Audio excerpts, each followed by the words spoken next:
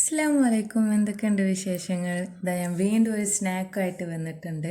അപ്പോൾ ഈസിയാണ് ഈ ഒരു പലഹാരം ഉണ്ടാക്കാൻ.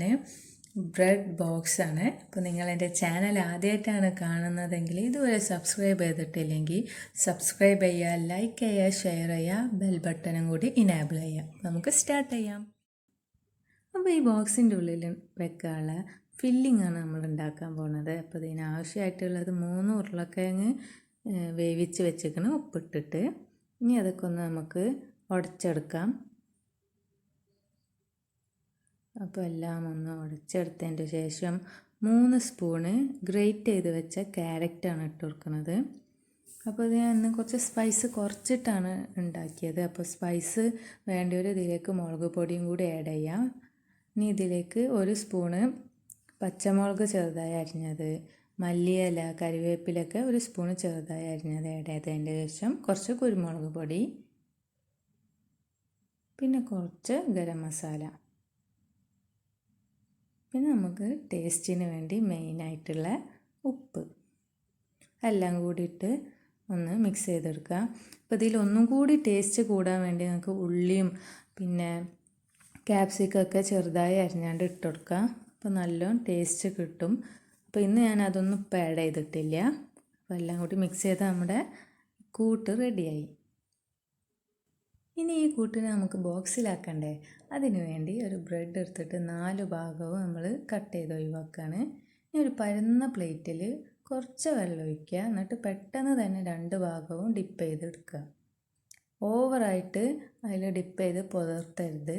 ഇനി നമ്മുടെ 2 കൈകളെ ഇടയിൽ വെച്ചിട്ട് ഒന്ന് മെല്ലെ പ്രസ് ചെയ്ത് കൊടുക്കുക. അപ്പോൾ നമുക്ക് തിൻ ഷീറ്റായിട്ട് കിട്ടും. ഇതിലേക്ക് 1 സ്പൂണ് നിറച്ചും കൂട്ട് വെച്ചതിൻ്റെ ശേഷം പകുതി മടക്കുക. അതിന് ശേഷം നമ്മൾ കൈ വെച്ച് ഇങ്ങനെ ചോറൊക്കെ ഉരുളാക്കണ പോലെ ഉരുട്ടിയെടുക്കുക. അപ്പോൾ നമുക്ക് ബോക്സിൻ്റെ ഷേപ്പാണ് വേണ്ടത്.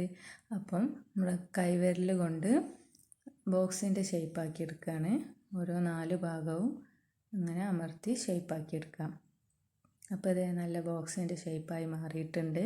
ഇതുപോലെ നമുക്ക് ബാക്കിയെല്ലാം ചെയ്തെടുക്കാം.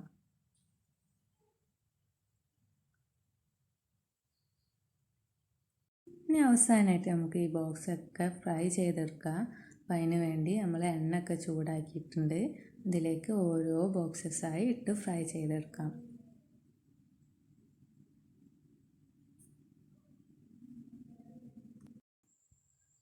നമ്മൾ ഒരുപാട് നേരം ഇതിങ്ങനെ ഒരു ഭാഗം തന്നെ ഇങ്ങനെ പൊരിക്കാൻ വെക്കരുത്. അങ്ങനെ ഇടയ്ക്കിടയ്ക്ക് ഇങ്ങനെ തിരിച്ചും മറിച്ചും ഇട്ട് കൊടുക്കണം. പിന്നെ ഒരു ഭാഗം ഇട്ടാൽ ഇങ്ങനെ അങ്ങോട്ടും ഇങ്ങോട്ടും ഇളക്കി കൊടുക്കുക. പിന്നെ വെറുതെ ഒരു പൊസിഷനിൽ തന്നെ വെക്കരുത്. ബ്രെഡ് ആയതുകൊണ്ട് പെട്ടെന്ന് കരിഞ്ഞു പോകാൻ ചാൻസ് ഉണ്ട്. അതുകൊണ്ടാണ് ഇങ്ങനെ ചെയ്യുന്നത്. എന്നിട്ട് നമുക്ക് ഇതിൻ്റെ എല്ലാ ഭാഗവും ഒന്ന് പൊരിച്ചെടുക്കാം. അപ്പോൾ ഇത് എല്ലാ ഭാഗവും പൊരിഞ്ഞ് വന്നിട്ടുണ്ട്. ഇതോടെ നമ്മുടെ ഈ ബ്രെഡ് ബോക്സ് ഇവിടെ റെഡി ആയിട്ടുണ്ട്. അപ്പോൾ നിങ്ങളൊക്കെ ഒന്ന് ഇതുപോലെ ട്രൈ ചെയ്ത് നോക്കുക. അപ്പോൾ കൂടുതൽ സ്പൈസ് വേണ്ടവർ ശ്രദ്ധിക്കേണ്ട കാര്യം എന്ന് വെച്ചാൽ കുറച്ച് മുളക് പൊടി, പിന്നെ ഒന്നും കൂടി ടേസ്റ്റ് കിട്ടാൻ വേണ്ടിയിട്ട് ക്യാപ്സിക്കം, പിന്നെ സവാളൊക്കെ ചെറുതായി അരിഞ്ഞതും ആഡ് ചെയ്ത് കൊടുക്കുക. അപ്പോൾ നിങ്ങൾക്കൊക്കെ ഈ വീഡിയോ ഇഷ്ടമായിട്ടുണ്ടാവും വിചാരിക്കുന്നു. അപ്പോൾ എന്ത് ചെയ്യുക, മറക്കാതെ തന്നെ സബ്സ്ക്രൈബ് ചെയ്യുക, ലൈക്ക് ചെയ്യുക, ഷെയർ ചെയ്യുക. Thanks for watching.